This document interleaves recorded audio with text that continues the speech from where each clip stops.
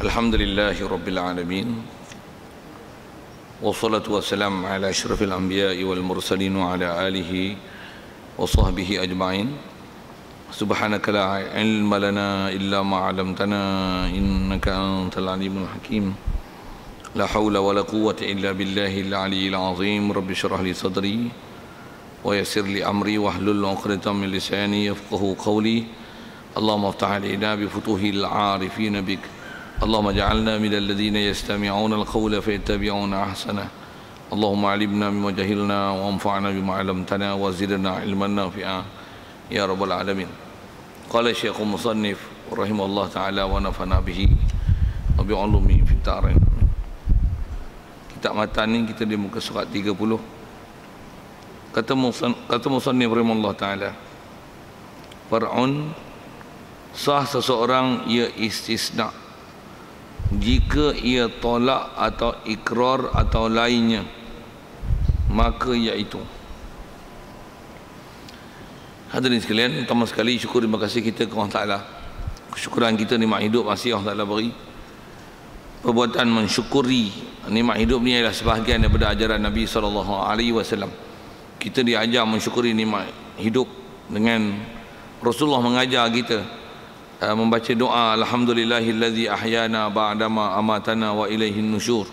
Segala puji bagi Allah Ta'ala yang dia telah menghidupkan kita selepas dia matikan kita, dan hanya kepada dia sajalah dikembalikan. Jadi Rasulullah mengajar kita memuji Allah Ta'ala di atas nikmat dia hidupkan kita selepas dengan ditidurkan kita sementara di malam hari. Jadi itu dikatakan nikmat syukur. Syukur kita dapat nikmat itu, syukur juga dapat Islam, syukur lagi Allah Ta'ala jadikan kita boleh ke masjid, ke surau dan berada dalam majlis ilmu. Dengan itu dapat kita memahami ajaran Nabi SAW dan dapat kita membenarkannya, mengiyakannya, kita mengimani apa saja yang dibawanya. Apatah lagi sampai pada tahap kita boleh taat, patuh perintah dia dan meninggalkan larangannya. Dan dijadikan kita pula sentiasa haloba untuk mencari ilmu, untuk terus memantapkan semua ajaran-ajaran yang dibawa oleh Nabi kita Muhammad SAW itu. Syukur juga kesihatan, kelapangan masa diberi, juga diberikan keupayaan kepada kita untuk boleh hadir solat maghrib berjemaah di masjid ini. Dan syukur banyak-banyak, insya-Allah kita nak memanfaatkan masa yang peluang kita bertemu sebulan sekali ini, meneruskan bacaan kitab kita daripada kitab Sulam tadi, insya-Allah. Kata musannif rahimahullah taala, far'un sah seseorang ia istisna. Ada sekalian apa yang kita nak sambung ni, ada sikit lagi bab talak yang nak disambung oleh pengarang kita yang belum diselesaikan. Tajuk dia nak sebut ni masih bab talak, cuma dia sebut dengan istilah ada istisna dalam bab talak. Asal ayat dia kata sah seseorang, faham ni suami, ia seorang suami ni istisna kan. Asal terjemah istisna ni kalau dengan bahasa Melayu maksudnya mengecualikan angka. Apabila disebut jumlah yang banyak kemudian diiringi dengan lafaz mengecualikan beberapa angka untuk mengurangkan angka yang pertama, itu dipanggil istisna. Contoh mudah, suami kata aku cerai kau talak 3 melainkan 2. Macam itulah nak sebut tu. Jadi selalu orang sebut bab-bab ni terbut direct. Yang ni ada kaedah nak sebut cara indirect.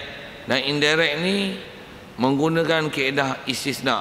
Istilah indirect ni maksudnya nak sebut satu tapi tak kata satu, 3 tolak 2. Nak kata 2 tak kata 2 tapi kata 3 tolak 1. Jadi menyampaikan tolak dengan bahasa indirect lah, macam tu kot bahasanya. Direct ni orang senang faham kan, main bola direct indirect, faham lah tu. Tak faham tanya lain. Baik, jadi istilah istisna ni membuat pengecualian setelah disebut angka. Baik, boleh ke nak buat pengecualian setelah satu angka disebut? Kata dia sah untuk diistisna jika ia tolak. Kes yang boleh istisna ni antaranya tolak satu, ataupun ikrar ataupun antara contoh dia nak beri adalah ikrar. Bab ikrar kita dah belajar dulu. Istilah ikrar ni adalah kita membuat pengakuan kita ada tanggungjawab sesuatu yang kena bayar pada orang lain. Itu dipanggil ikrar. Saya ada hutang kat dia 10,000 melainkan 9. 1,000 je lah. Boleh guna bahasa gitu. Dia kata sah istisna. Sah. Boleh. Dia bagi contoh tolak, ikrar ataupun lainnya. Lainnya apa-apa uslub memberikan maklumat, sebut satu angka kemudian diistisnakan. Memang uslub ni tuan-tuan ialah antara uslub ada dalam kaedah Arab. Quran turun dengan Arab. Jadi bila lafaz tolak ni antaranya berkaitan dalam bab angka. Bahkan apa saja bab-bab angka tu yang disebut lainnya, sama ada bab tolak, bab ikrar ataupun bab jual beli ataupun bab-bab nak hebah, hadiah dan sebagainya. Apa saja bab yang istilahnya disebut satu angka kemudian dikecualikan daripada angka tersebut, asal kaedah disebut membuat istisna itu adalah sah, maka iaitu baik. Kalau agak tak faham dia bagi contoh, iaitu macam ni. Syarat sah ni jika dihubungkan antara keduanya. Baik. Syarat untuk sah istisna mesti berhubung. Jadi kalau kata ada istilah bahasa Arab yang dipanggil fasil, ada perceraian, ada perselangan lama antara sesuatu angka disebut dengan apa yang nak dikecualikan, pengecualian tersebut lara. Istilah lara tak pakai, tak sah. Jadi suami misalnya dia terlajak marah bini dia, aku cerai talak 3 katanya. Esok dia fikir, alamak silap sebut 3. Kata dia macam ni lah, melainkan 2. Sehari lepas itu baru melainkan 2. Kata. Cuma sehari ni orang kata dah lajak gila dari segi masa. Bahkan dari segi nak hukum sah tak sah tu, jika ada berselang masa. Selang masa itu yang istilah uruf. Uruf ni maksudnya kebiasaannya itu dah diistilah mengikut standard kita orang Melayu, itu dah diistilahkan sebagai terputus daripada ayat tadi, maka istisna itu lara. Masuk istisna itu lara, tak terpakai lah. Jadi syaratnya mesti bersambung. Istilah bersambung ni, hubung ni, jangan ada perceraian antara kedua lafaznya. Kalau istilah bahasa Arab ni, lafaznya tu apa? Dipanggil mustasna dan mustasna minhu. Istilah misalnya aku cerai kau talak 3 melainkan 2. 2 tu dipanggil mustasna, 3 tu dipanggil mustasna minhu. Jadi jangan ada perceraian antara mustasna daripada mustasna minhu. Jangan ada istilah perselangan masa yang nanti dihukumkan yang ni ayat lain, ni ayat lain. Okey.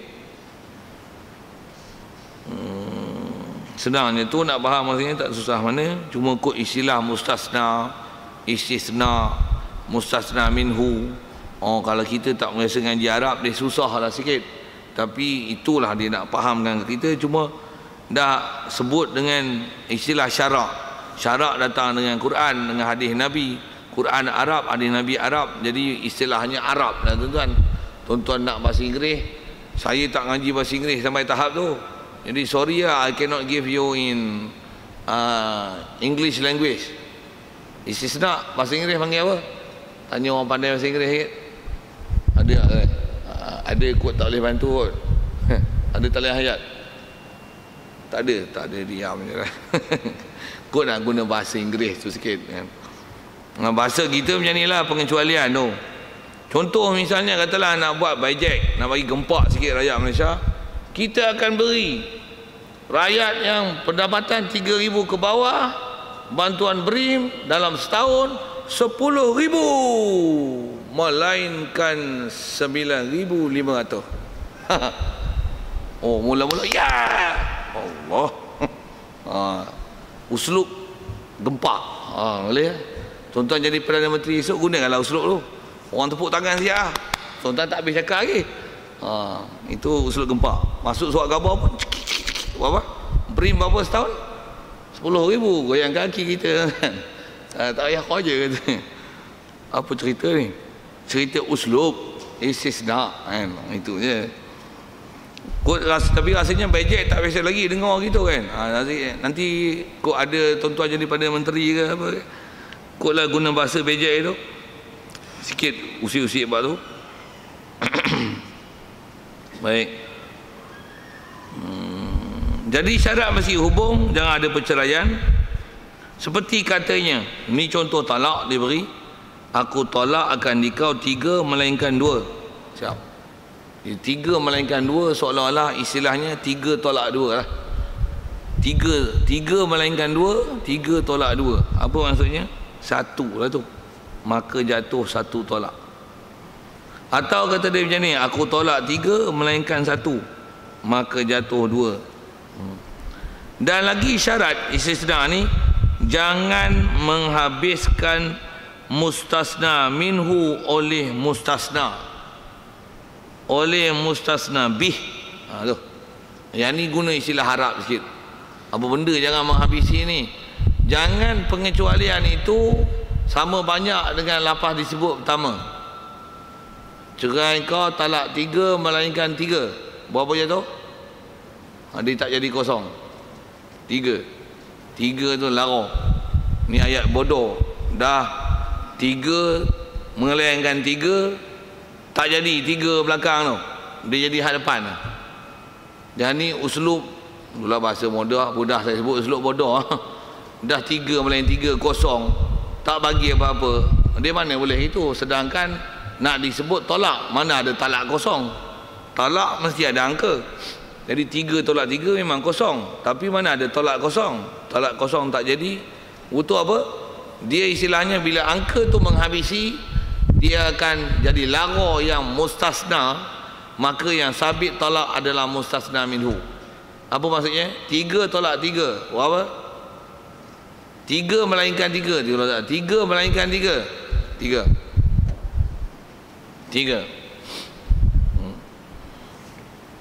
Siap. Mudahnya tu nak faham. Baik, maka jika berkata, faham ni suami aku tolak akan dikau 3 tolak melainkan 3, jatuh 3. Betul apa yang panggil 3 belakang tu apa? Lara istisna'nya. Istilahnya dipanggil lara. Lara ni bahasa kita pun panggil lara. Lara maksudnya sia-sia, tak pakai, tak kira, tak iktibar, tak dipakai dalam pengecualian tersebut.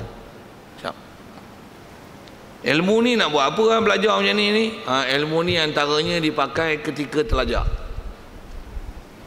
Maklumlah, terlajak. Kadang-kadang kelahi punya marah gila. Kelahi. Baiklah, aku cerai kau. Talak. Disebut satu angka. Asalnya marah nak sebut satu je. Geram punya pasal 3 melainkan 2. Asyik baik. Pandai undur orang sikit. Tapi itulah, dia tak boleh terlajak panjang. Kalau 3, kawan pun Allah dah sebut 3 dah, macam mana nak buat? Ingat lagi mengaji malam tu katanya. Malam tu malam ni lah. Boleh istisna tu, melainkan 2. Tak ada, bodoh juga. Pasal apa? Dah terlajak. Dah masa tu selang, tak boleh juga. Siap. Jadi antara tempat-tempat dia terlajak. Sikit lagi tuan-tuan, tempat-tempat yang saya ngaji dulu, tutup guru pesan terlajak tu antaranya kalau dah sebut satu angka, istisna kan dia supaya nak mengurangkan angka. Itu kata ataupun kaedah dia katalah dia tak sebut angka, dia sebut tolak. Macam mana supaya dilarakan tolak tu? Pasal tolak kita dah belajar dulu, sengaja ke tak sengaja ke, berlakon ke, main-main ke, betul-betul ke, jatuh tolak. Jatuh. Mabuk pun jatuh jika mabuk sengaja. Sengaja minum air ketum, sengaja minum ambil ganja, sengaja ambil syabu, apalah menatang-menatang tu yang boleh istilahnya hayal tu, Mabuk cerai, jatuh. Walaupun mabuk, pasal mabuk sengaja jatuh talak. Mabuk yang tak sengaja baru tak jatuh talak. Tersilap makan pinang, punya pinang mabuk. Makan pinang, apa cerai bini dia. Yang tu tak sengaja, tak jatuh talak. Kalau mabuk sengaja jatuh talak. Macam mana pun saya nak sebut, kalau bukan masalah mabuk ni, tapi katalah terlajak nak sebut tu. Antara kaedah nak lara kan talak tu adalah bubuh insya-Allah belakang.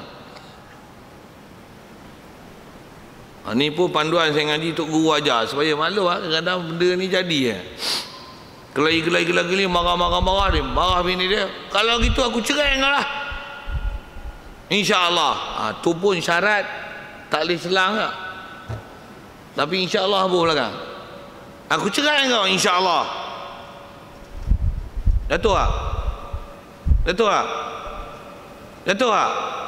Tidak lah teman kabur. Tak jatuh. Tak jatuh pasal apa? InsyaAllah. Apa makna insyaAllah? Jika diizin, jika dikendaki oleh Allah. Allah kendaki ke tidak?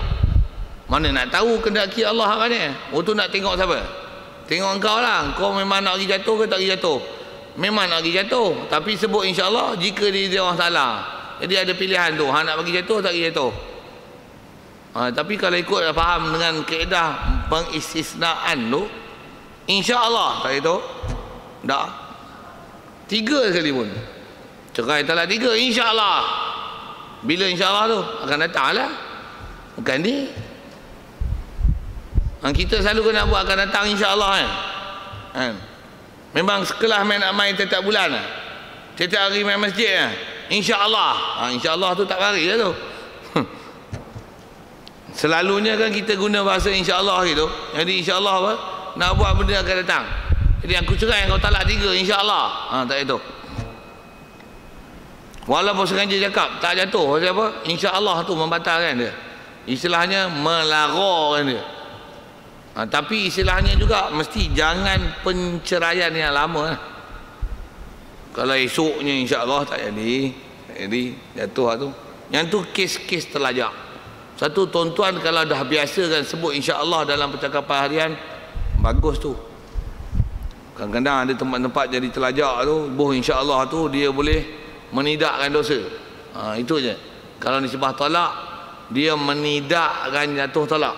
Okey. Macam mana pun kaedah kita, okey, bab tu habis tu. Sikit sebut insya-Allah tu. Kita selalunya orang Melayu dah jadi adat kita sebut insya-Allah bukan untuk bagi jadi sesuatu, tapi untuk taklik sesuatu. Satu boleh macam tu. Apa maksud memperjadi? Bukan untuk memperjadi tapi taklik. Maksudnya sebut insya-Allah tu bukan untuk bagi jadi, tapi insya-Allah tu untuk menunjukkan tak jadi. Tu istilah insya-Allah taklik.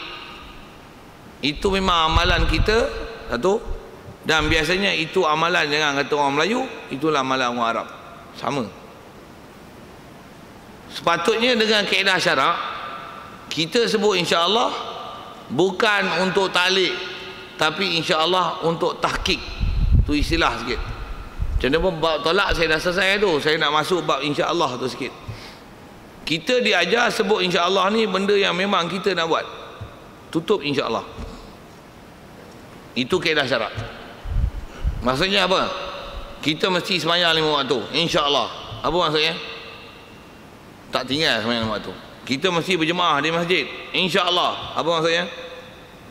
Memang datang masjid setiap waktu. Itu maksud insya-Allah.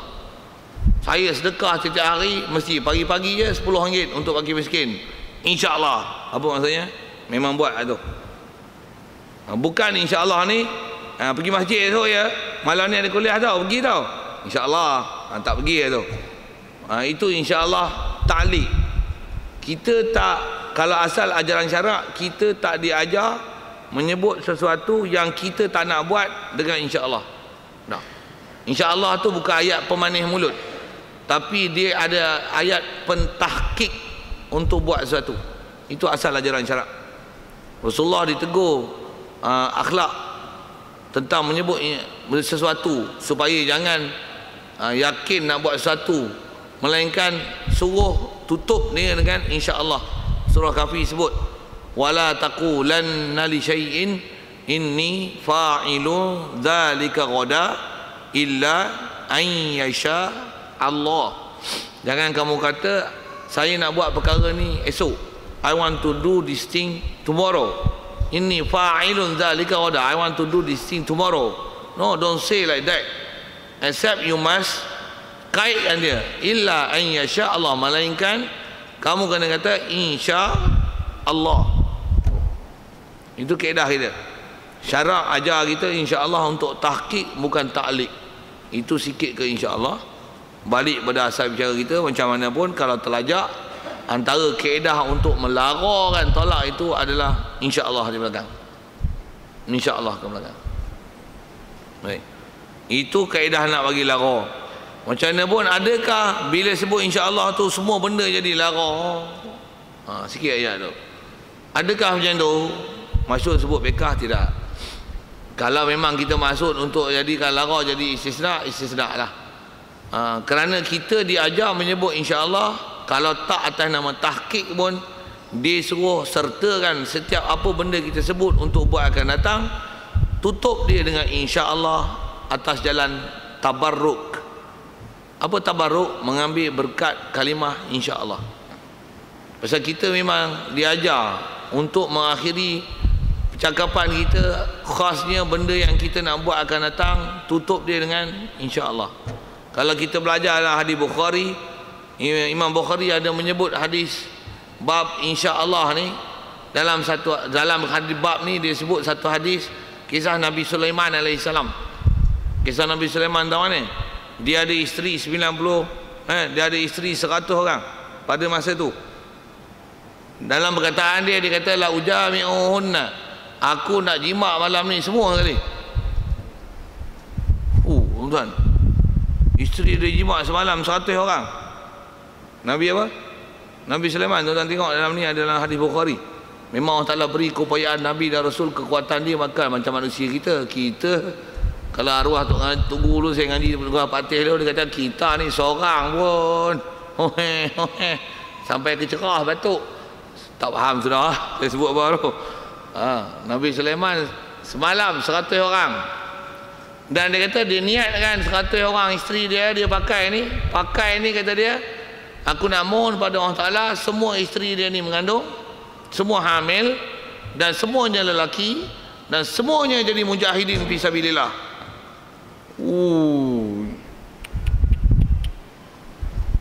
Tengok seorang je mengandung. Pula tu anak pun dipanggil anak, bahasanya OKU sikit lah, anak OKU. Kalau ikut riwayat sebut macam tu. Dan Rasulullah bila menceritakan hadis Nabi Ibrahim, sila sebut Nabi Sulaiman ini, dia kata seandainya dia menyebut insya Allah di belakang perkataan itu, isteri dia semua hamil, semua lelaki, semua mujahidin fisabilillah. Pasal apa? Berkat menyebut insya Allah. So what do you want to do? Ini belajar ilmu hadis. Kalau tuan-tuan belajar dalam hadis Bukhari ada bab tu. Itu nak buat apa? Sebutlah insya Allah untuk tabarruk di belakang. Dan tabarruk tu maksudnya buat sungguh. Cuma istilahnya ambil berkat dengan kalimah insya Allah ni.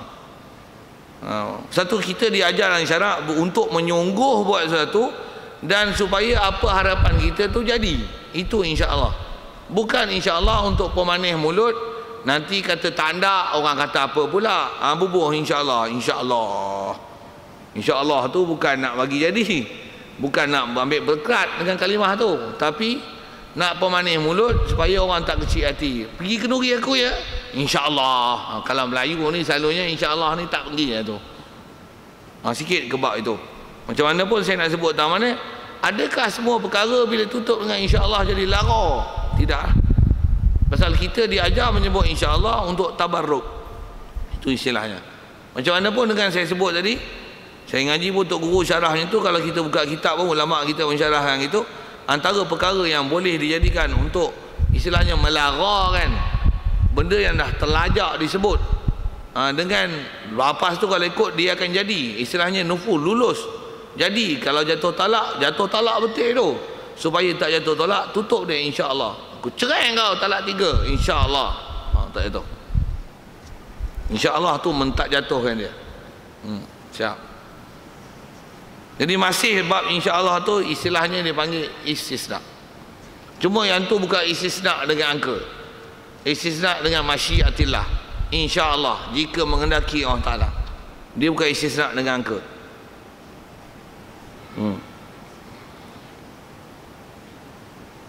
Baik. Habis bab istisna tu, soalan kalau ada. Apa bab angka-angka tu? Kau ada masalah. Boleh.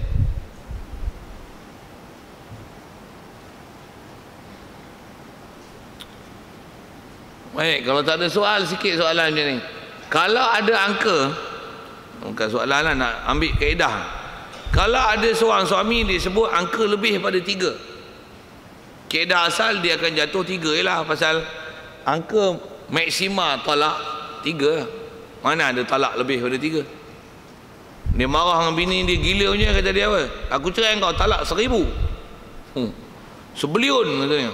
Dia sebelion dia bagi. Berapa jatuh? 3. Saya ngaji dulu, ada guru-guru saya yang cerita gini. Dia cerita apa? Dia cerita hai dia lah. Tapi guru mana tak payah sebut lah nama dia, tapi bukan arwah patih ni lah. Isteri dia mula-mula dia kahwin dulu, isteri ni jenis tak taat. Tak taat suami. Suami suruh apa buat ada je. Jadi dia pun tak simpan lama lah. Pak mentua pun macam anak juga. Rupanya sewil. Dari segi ibadat pun tidak, anak pun tak apa betul, anak pun tak taat, bapak pun tak taat Allah Ta'ala, mak pun dia serupa. Tu dia nak lepas secara baik, dia sebut gini, saya mengaji dengan dia, dia cerita hai dia lah. Aku, bini aku mula-mula kahwin, katanya, aku cerai talak 10. Talak 10. 3 untuk bini aku, 3 untuk mak dia, 4 untuk bapak dia. Pasal dia, bapak dia teruk sangat. Itu lawak dia lah. Macam mana pun ada ke talak 10? Tak ada. Itu bahasa dia, dia pun reti. Cuma saja dia nak menunjukkan memang tak suka tu, talak tu berbual 10 tu. Jadi asal nak sebut, kalau sebut angka lebih daripada 3, memang dia jatuh 3. Baik, itu asal. Macam mana pun kalau katalah bila dah sebut banyak, dia istisna kan. Tu macam mana? Kaedah disebut ulama, kalau disebut angka banyak-banyak, lepas tu dia istisna kan, kaedah dia selesaikan istisna-nya dulu, lepas tengok angka berapa yang tinggal. Kalau 1, 1 lah, 2, 2 lah. Kalau 3 atau ke atas, dia akan jadi 3. Faham? Aku cerai kau talak 1000, melainkan 999. Satu. Tu kata ayat gempak tu. Kalau dalam mahkamah pun nak bagi suasana gempak sikit, mahkamah, baik suami awak diminta kes ilak apa kan, kita jumpa dulu. Awak diminta untuk menceraikan isteri awak kerana awak telah mengilak isteri awak selama seumur hidup, tidak mahu bersama dengan dia. Dengan ini perintah mahkamah memerintahkan awak melepaskan talak pada isteri awak. Baiklah, suami pun mengaku lah. Dia kata, baiklah, kalau gitu saya dengan ini, saya disebut nama-nama dia, menceraikan isteri saya dengan talak 1000, melainkan 999. Masuk surat khabar, muka depan sekali. Sensasi, talak sensasi. Buah kan, saja saya bunyi sedap sikit kan, benda maklumat, tapi sensasi kan tu kot nak ingat. Tu pun tak faham juga, tampak sekali, awak tak reti ingat. Saja buah itu. Okey, asal boleh faham maksudnya. Asal saya nak sebut ialah mana-mana angka yang disebut banyak, selesaikan dulu angka tu, tengok berapa yang tinggal. Kalau dia kata aku talak 1000, melainkan 100, 900, 3 lah weh, 3 kalau dia nak buat berdalih, kata dia, aku kata 1000, mana ada talak 1000, aku acah-acah je. Mana ada talak 1000, talak 3. 1000 tak jadilah pasal 3. 1000 gila punya talak. Tu talak gila tak jadi. Dia pandai berdalih. Tak ada. Tak ada dalih tu. Sebut je angka lebih daripada 3. Okey. Ya. selesai tu. Yang tu sikit tambahan dalam bab angka. Dan tiada sah 4 orang ini tolak akan isterinya. Okey, 4 orang ni kalau dia jatuhkan talak, tak jatuh. Siapa dia?